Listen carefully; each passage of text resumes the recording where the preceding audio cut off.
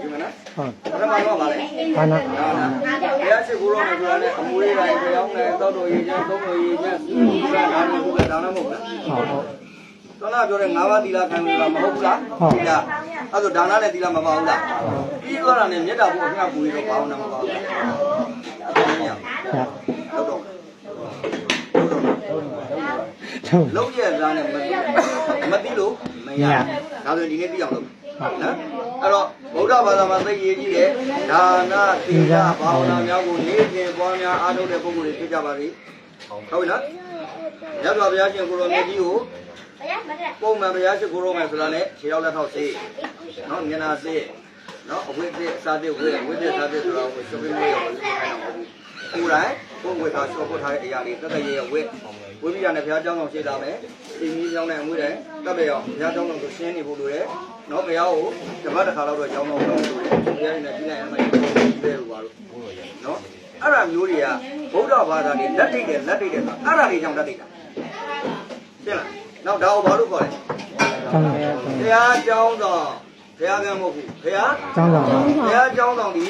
မိမိတို့ရဲ့အိမ်မှာဝေယဝိသပစ္စည်းတွေတင်တဲ့ခုံးလားတချို့လူတွေမရှိဘူးလားအဲ့ဒါဘုရားကျောင်းဆောင်အလွယ်ပုံမိတင်လိုက်တာနော်အလွယ်ပစ္စည်းတွေတင်လိုက်တာမရှိဘူးလားသိအားကာရောဖြစ်ပါတယ်နော်သိအားကာရောဖြစ်ပါတယ်နောက်ဘုရားကျောင်းဆောင်မှာဆက်နိုင်တဲ့လူတွေကဘုရားရဲ့အပေါ်မှာလေးထားဖို့ရတော့ဘုရားရှင်ကိုဒီတမိုးအောင်မှာဖြစ်ပါနော်ဒါကြောင့်ဒီမျိုးလေးတွေဒီမျိုးမနိုင်တဲ့လူတွေတိတ်တိတ်နော်အဲ့ဒါမျိုးလေးတွေလို့လိုပါလေတက်နိုင်လို့ကြောက်မတက်နိုင်ဘူးဆိုရင်တက်နိုင်လို့ကြောက်လို့ကြောက်တော့တက်နိုင်ဘူးဒီတော့နော်ဒါဘုန်းကြီးတို့မသိလားဘုန်းကြီးတွေတော့မှတမိုးအောင်မှာလူသားတွေနဲ့သိခွင့်ရှိတယ်အဲ့ဒါဒါလေးတွေထောက်လို့နော်ဘုရားပါဒီဟာမှာ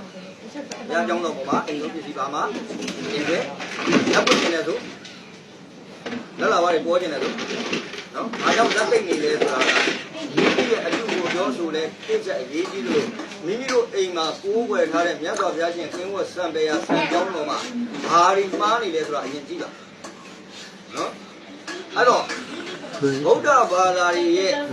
အထွတ်အမြတ်ကြာရုပ်တစ်ခုကိုပြပါဆိုရင်အိမ်တဲ့အိမ်မှာဘုရားကျောင်းတော်ဟုတ်လား။အခုတော့အိမ်တွေမှာတော့အိမ်ကြီးရဲ့ကြီးတွေဘုရားကျောင်းတော်ပြင်တယ်ညတော့တော့တန်းရှင်းတဲ့ရက်လေဘာလို့ပါတော့လို့လေတရားပန်းမနှောမှုလို့လေအောက်တော်ကြီးမဖမ်းမှုလို့လေဒါတွေကိုဘာသာလေးတွေဒီလိုကောင်းပညာကြီးထားပြီးတော့ဘုရားဘာသာကိုဘုရားကျောင်းတော်မှာကိုတန်ပြောင်းလုပ်ခံပြီးတော့တို့အမှန်တန်ညံ့တဲ့ပါပါလိမ့်မယ်အားလုံးချင်းအပြည့်လေမိမိရဲ့လက်လာပါကိုပွင့်လန်းဟုတ်ပြီနော်အဲ့တော့ဘုရားရှိခိုးမဲ့ပုဂ္ဂိုလ်တွေဒီဒီအပြုမူတွေကိုသင်ကြားမယ်ဘုရားရဲ့ဘုရားရှိခိုးမဲ့ဆိုတာဝိသတဲ့ဝိမယ်တိုက်ကျင်းအောင်တိုက်ရအောင်ဒီလိုပဲဖြစ်အောင်လူတဲ့ခါမှာလေရောအင်းဆိုပြီးပြမရဘူးဟုတ်လားတတိဝဲပြင်တာအစဒါတိကဌာနကိုယ်တိုင်ကိုကြတော့တဲ့ရှင်းရမယ်ငုံမြရမယ်စင်ပြရမယ်စပါဖြစ်နော်တရားဒီပုဂ္ဂိုလ်ကျမဟုတ်တယ်ဒီပုဂ္ဂိုလ်အဲ့ဒါတော့သာဘာဖြစ်လဲရလာလို့မရအောင်နော်တတိဝဲပြင်တာဒီအစသတ္တပါလာညာပြီးတော့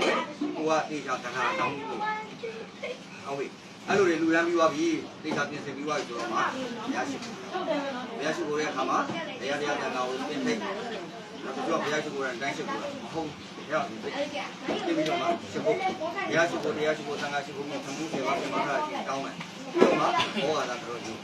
ဘောဂါသာတော်ကြီးပြီးမှအာဝတိကထိုင်ပြီးတော့မှဒီမှာပြုဝဲပစ္စည်းကိုဘုရားရှင်ဆက်တက်ပြီးနော်သူလည်းပြီးတော့မှကိုယ့်ရဲ့ပြီးတော့မှမေတ္တာတို့ပြုတဲ့လူရှိတယ်ပဋ္ဌာန်းပြုတော်တဲ့လူရှိတယ်အဲ့ကြရင်မေတ္တာတို့ပြုပြုတော်မယ်ဆိုတာနဲ့ဒီရဲ့ပဋ္ဌာန်းသက်ဆိုင်ရာပုဂ္ဂိုလ်ဘောပဋ္ဌာန်းသက်ဆိုင်ရာပုဂ္ဂိုလ်ဒီကံနာနာတဲ့စ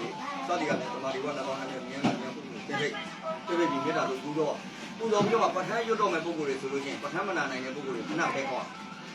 နော်ပဋ္ဌာန်းပူတော်ပြီးဆိုရင်ပြန်ခေါ်ပြီးတော့မှ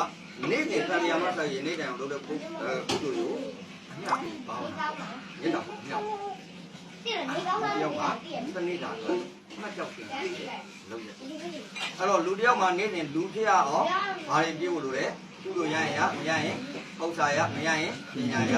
အဲ့သုံးမျိုးမှမရရင်လူမဖြစ်ဘူးအဲ့တော့နေ့စဉ်အိတ်တော့မယ်ဆိုရင်နှစ်ခုပေါ်လက်တင်ကဒီနေ့လူပြက်လာလူပြက်တယ်ဆိုရင်လူမပြက်သေးဘူးဆိုတော့အရင်ထားလိုက်ကုသိုလ်ပြီးတော့လို့တေးကြတယ်လေအဲ့အချိန်ကတော့ပညာရဖို့လည်းမလွယ်တော့ဘူး ဥစ္စာရောက်လို့လည်းမလို့အိတ်တော့ပါဟုတ်လားအဲ့တော့အလွယ်ကူလုံးနဲ့ရောက်ပါလို့ရလဲအခုဆိုပြီးတော့ပြီးတော့မှအိတ်ကငါလူဖြစ်ပြီးလူနဲ့တွေ့တဲ့အိတ်တိရစ္ဆာန်ကိုအိတ်ဟုတ်လားလူလားတိရစ္ဆာန်လူဆိုရင်လူပြောင်းပါပြီးလို့လဲကုသိုလ်ပညာဟုတ်တာဟုတ်တယ်